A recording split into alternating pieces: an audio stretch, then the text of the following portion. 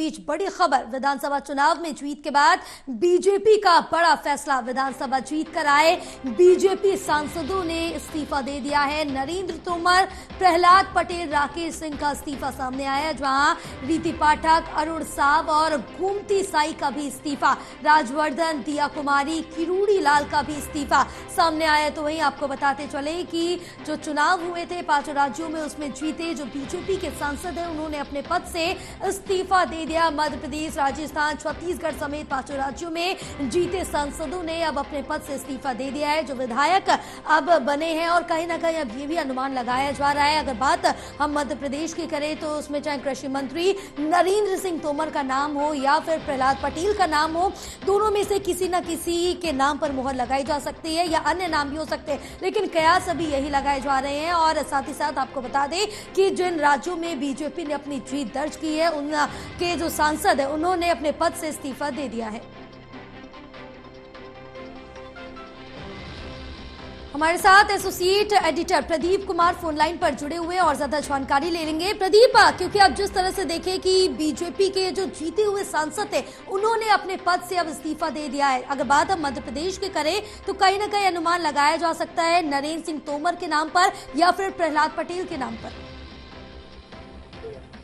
देखिए, बीजेपी ने चुनावी मुकाबले शुरू होने से पहले ही एक बड़ी बदली रणनीति के तहत अपने सांसदों को, केंद्रीय मंत्रियों को चुनाव मैदान में उतारा था अलग अलग राज्यों के इस मुकाबले में, और कुल 21 सांसदों को केंद्र के मंत्रियों को टिकट दिए गए थे, जिसमें महत्वपूर्ण नरेंद्र सिंह तोमर का नाम शामिल था, जो मध्य प्रदेश में चुनाव दिल्ली सीट से लड़ा, उन्होंने जीते।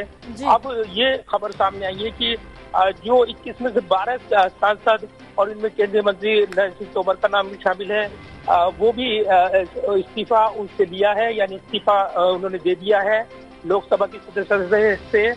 यानी 14 दिन के अंदर ये फैसला करना होता है कि किस सदन के वो सदस्य रहेंगे, और इसी के अनुरूप ये इस्तीफे हुए हैं, ये जानकारी मिल रही है।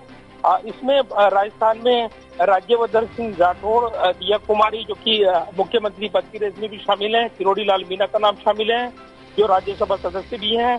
इसके अलावा नरेंद्र सिंह तोमर, प्रहलाद पटेल, राकेश सिंह, रीति पाठक, उदय प्रताप सिंह, उन्होंने चुनाव लड़ा था मध्य प्रदेश में, और इसके अलावा छत्तीसगढ़ में गोमती साई, अरुण साव, ये इनके इस्तीफे हुए हैं, ये विधायक बने हैं।